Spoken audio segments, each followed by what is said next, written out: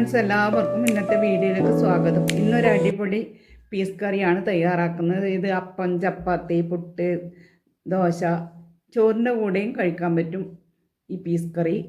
ഈ കറി തയ്യാറാക്കാൻ വേണ്ടി ഒരു കപ്പ് പച്ച കളർ പീസല്ല, ഇതൊരു യെല്ലോ കളർ പീസാണ് കിട്ടിയിട്ടുള്ളത്. അത് 1 മണിക്കൂർ വെള്ളത്തിൽ കുതിർത്ത് വെച്ചതിന് ശേഷം കുക്കറിലേക്ക് ഇട്ട് കൊടുത്ത് 1/2 ടീസ്പൂൺ മഞ്ഞൾപ്പൊടി, 1 ടീസ്പൂൺ പിരിയമുളക് പൊടി, 1 ടീസ്പൂൺ മല്ലിപ്പൊടി, 3/4 ടീസ്പൂൺ ഉപ്പ്. ഇനി ഇതിലേക്ക് വേവാൻ ആവശ്യത്തിന് മുങ്ങിക്കിടക്കുന്ന വിധത്തിൽ വെള്ളം ഒഴിച്ച് ഇതുപോലെ വെള്ളം ഒഴിച്ച് കൊടുക്കണം. അടച്ച് വെച്ച് ഒരു വിസിൽ വന്നതിന് ശേഷം സിമ്മിലിട്ടിട്ട് ഒരു 4-5 വിസിൽ വരണം. ഈ പരിപ്പിന് കുറച്ച് വേവുണ്ട്. 4-5 വിസിൽ വന്നതിന് ശേഷം തണുത്ത ശേഷം തുറന്നെടുക്കാം.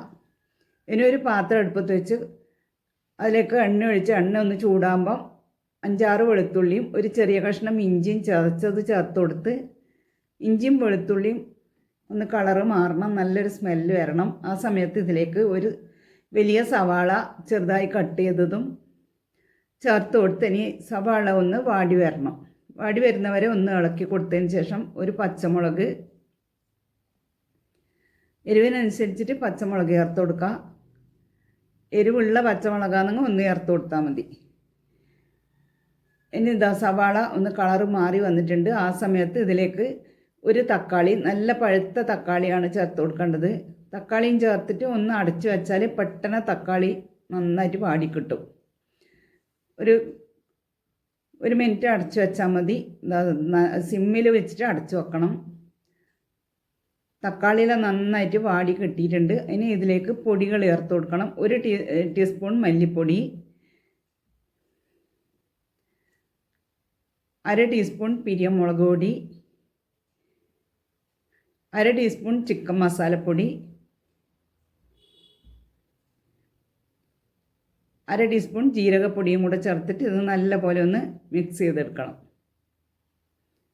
ഇതിൻ്റെ പച്ചമണം ഒന്ന് മാറി വരണം. ആ സമയത്ത് ഇതിലേക്ക് വേവിച്ച് വെച്ച ഗ്രീൻ പീസ് ഒഴിച്ചു കൊടുത്ത് ഇതെല്ലാം കൂടെ ഒന്ന് മിക്സ് ചെയ്ത് ഇനി ഇതിലേക്ക് ചേർക്കേണ്ടത് ഒരു പിടി തേങ്ങ, നല്ല പച്ച തേങ്ങയാണ് അരച്ചെടുത്തിട്ടുള്ളത്, കട്ടിയിൽ അരച്ചെടുത്തിട്ടുണ്ട്. അതല്ലെങ്കിൽ കട്ടി തേങ്ങാപ്പാൽ 1 കപ്പ് ചേർത്ത് കൊടുക്കുക.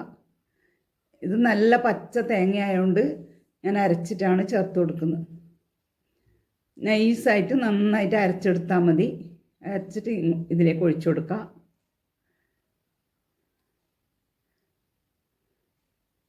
നല്ല പച്ച തേങ്ങ ആയതുകൊണ്ട് തന്നെ തേങ്ങാപ്പാൽ ഒഴിച്ചതുപോലെ തന്നെ ഉണ്ടാവും. ഇതൊന്ന് തിളച്ച് വരുമ്പം ഇതിലേക്ക് കുറച്ച് കറിവേപ്പിലയും ചേർത്തിട്ട് കറി വാങ്ങി വെക്കാം. ഇനി ഇതിലേക്ക് താളിക്കാനായി കുറച്ച് എണ്ണ ഒഴിച്ചു കൊടുത്ത് 1 ടീസ്പൂൺ കടുക്, 1/4 ടീസ്പൂൺ പെരിഞ്ജീരകം, കുറച്ച് കറിവേപ്പില ഇട്ട് ഇതൊന്ന് മൂത്ത് വരുമ്പം ഇതിലേക്ക് ഒരു 1/4 ടീസ്പൂൺ പിരിയമുളക് പൊടിയും കൂടെ ചേർത്തിട്ട് കറിയിലേക്ക് ഒഴിച്ചു കൊടുക്കുക.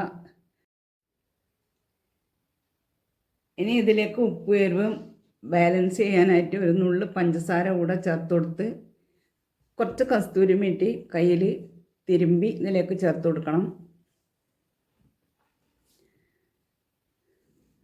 ഇതുപോലെ കയ്യിൽ വെച്ചിട്ടൊന്ന് തിരുമ്പിയിട്ട് ചേർത്ത് കൊടുക്കണം. നല്ല സ്മെല്ല് കിട്ടും.